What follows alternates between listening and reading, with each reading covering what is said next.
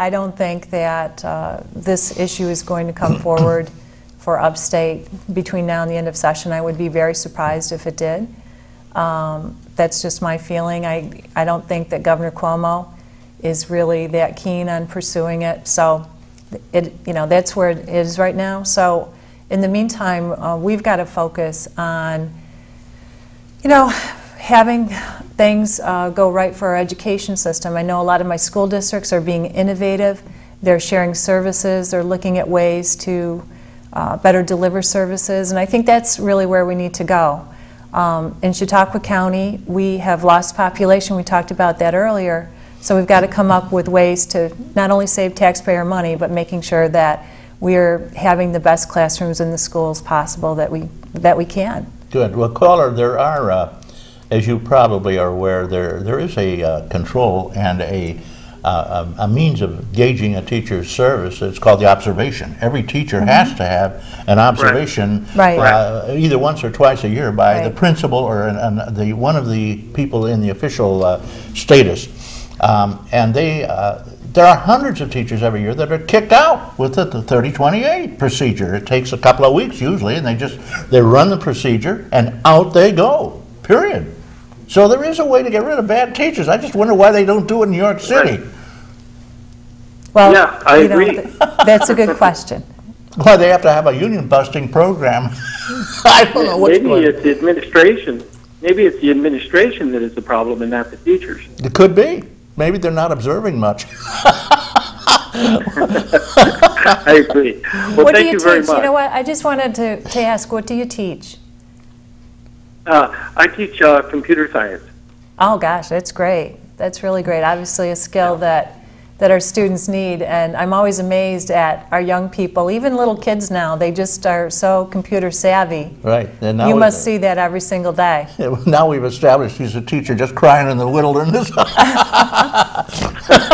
thank you. Thank you so much for your call. I really appreciate it. Thank you, caller. Okay, thank you. This we certainly beat this one to death last week. That's what I was referring to. I said Andy had quite a show last week. It was I'm more animated than any show we've ever had. Really? Okay. I'm glad. Well, that's hard to do with you.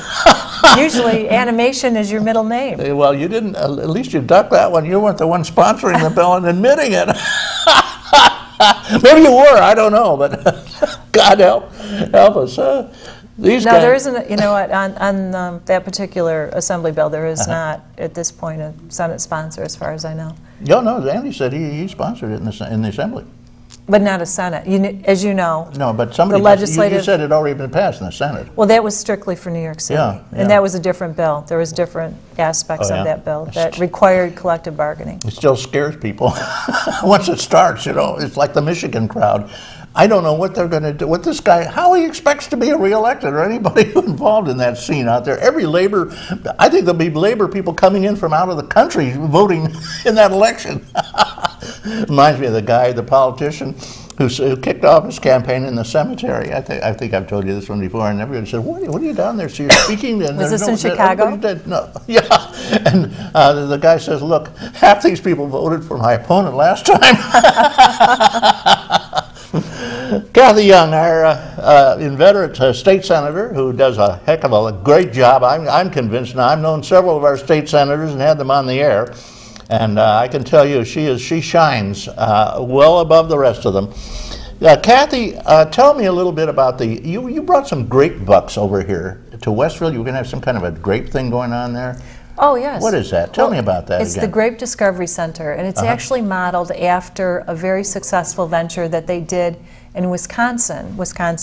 But it's the Cranberry Discovery Center that they have there. It attracts hundreds of thousands of people to this place, and basically it's an interactive learning center, but it also is going to display so many things that are important to our region. We obviously have a very strong wine and grape industry and a wine and grape heritage here in Chautauqua County. And so we want to be able to celebrate that and actually draw more visitors to Chautauqua County. The thing about Westfield is it's in the heart of the Grape Belt. It also is easily accessible from the thruway. So Crossroads. Right, exactly. So we have a lot of great assets there already. And so we're looking to have this attraction, and it is just gorgeous, Reed. You should go there. You know, Now, it's where's it getting to the located point. for anybody in the area? Well, it's right on the main road, and it used to be a car dealership, and they've been able to Across convert from a it. nursery, isn't it? Right, exactly. So it fits right in. Right, right, it does. You know, it's the whole theme. Uh-huh. And agriculture, as you know, is still the #1 industry in New York State. It's #1 in Chautauqua County. That's right, Brad. Incidentally, the #1 crop is not grapes, it's pot. Oh, well, I don't know about that. Up in the hills of Westfield, there's an awful lot of that noxious weed being grown. I'll tell you that right now. Well, how do you know that? Well, I have informants, Kathy. Oh, you do? Okay. And I read it in the news in the Westfield Republican. Okay. That's a joke. But we want to have legal ventures, obviously, but tourism is also huge in Chautauqua County, and so we want, this marries the two together, and we're very excited about it. We had a open house to the community a few months ago, and you'll be very pleased when you go there. Yeah, well, Westfield was Crossroads originally. That's what they called it. Right. Because it was, well, it had a tremendous advantage. You could get from Westfield with a short portage on the Portage Road up to Chautauqua Lake anywhere in the central United States, because you wound up on the Mississippi. You could actually go down and go across the Panama Canal. I mean, it was incredible. And so they had a huge port in Barcelona. You know, they used to have a pier that was 1/5 of a mile long, concrete pier. Not concrete, it was built of stone, where they unloaded stuff, wheeled it up over the hill, and then away they went down Lake Chautauqua. Well, you know what, that just points out the great history that we have here in Chautauqua County. Yep. I'm really excited about the celebration that we're having later with the town of Pomfret and the town of Chautauqua. And actually, I was able to pass a special resolution in honor of each of them, and it was voted unanimously. They agreed on it unanimously in the State Senate. And that means that our celebration today becomes part of the permanent Senate state record, and we can go look it up. Our children, our grandchildren can go look it up. So it's pretty neat. Sounds incredible. And Dave Ward is running, he's apparently running it. He certainly seems to be active in it anyway. Very active. And he said, I saw him out in the outer room, and he said that things have really come together. So he's really excited about it. Okay, you're going to be over there, right? Yes, I am. And you'll have a chance to talk to Andy about the teachers. And then tonight I end up in Kyantone at the Volunteer Fire Department dinner. That's down near the park, right? Yes. Allegheny State Park? Well, no, Kyantone? You don't know where? No, it's the town of Kyantone in Chautauqua County. It's close to Jamestown. Is it really? Yes, it is. Well, it's moving down toward the park anyway. There's a dam down there. What's that dam called? Kinzu. Kinzu. That's what you're thinking That's what of. I'm thinking. Right. Probably. Kinzu Dam. Kathy Young, our state senator, talking a little bit. Anybody wants to call in, she'll be happy to answer your questions. And here's the number. I'll put it right up, 753-5225. Or if you can't remember all those numbers, just 753-JACK. Jack your phone in, and away you go. Kathy, another question I have is, since there's been a kind of a jumble in the Senate, we'll put it that way. Now, Bruno's in charge now, right? The majority leader is Dean Skelos. Oh, I'm talking about the Senate. Right, is Dean Skelos. Oh, okay, Skelos. I didn't. Yes. Bruno, that's right. He's in jail. No, he's not in jail, but he hasn't been there for a few years. Yeah, he was brought up on some kind of charges. Right, and what's happened is I think that those charges will probably be vacated because the Supreme Court said that it wasn't constitutional. Okay, great. So, but right now in the Senate, we've been working on a lot of things, property tax relief. We passed a constitutional spending cap, which absolutely has to happen. How's that work? Well, basically, it would limit New York State to live within its means, because every year, except for this year, and that's why the budget was important, we had a $10 billion deficit, and we were able to close the deficit. It wasn't easy to do. We had some tough decisions. But at the same time, the spending has been out of control in New York State. We spend over $1 billion a week on Medicaid. Yeah, well, I wanted to ask you about the Medicaid. Now, he's indicated it's so much more wonderful and everything, but he's cut billions from it. What's been cut? Well, it's actually about $2.8 billion, and it was a consensus that the entities affected by Medicaid came up with. There was something called the Medicaid redesign team that went around the state for more than a month, probably 2 months, and had hearings. But at the table was the nursing home industry, the hospital industry, all kinds of entities that are impacted by Medicaid funding, and they came up with a consensus Okay, we as got a to where caller. cuts could be made. So, Maybe, we'll good. talk about that in a minute, especially the nursing homes. Good morning, caller. Thank you for waiting. Good morning, Reed. Good morning, Kathy. Good morning. How are you today? I'm doing great. How about you? I'm doing great, considering how old I am. Question for Kathy regarding the food fight in Albany. Which one? Frankly, right now, Albany looks good compared to Washington, wouldn't you say? Now, the one over corn or onions as our... Oh, that. Yes, yes. What about it? Well, this is what's going on. A couple of years ago, one of the senators had a class project where a 4th grade class that was learning about New York State government came up with an idea that they thought that the official state vegetable should be sweet corn. So that senator put in a bill, passed in the Senate, didn't pass over the last couple of years, but now a senator has put in a competing bill. He wants to make the onion the official state vegetable. What a stinker. So, and he lives in Rockland County where there are a lot of onion growers. And so now there's a big debate going on. What do you think about it?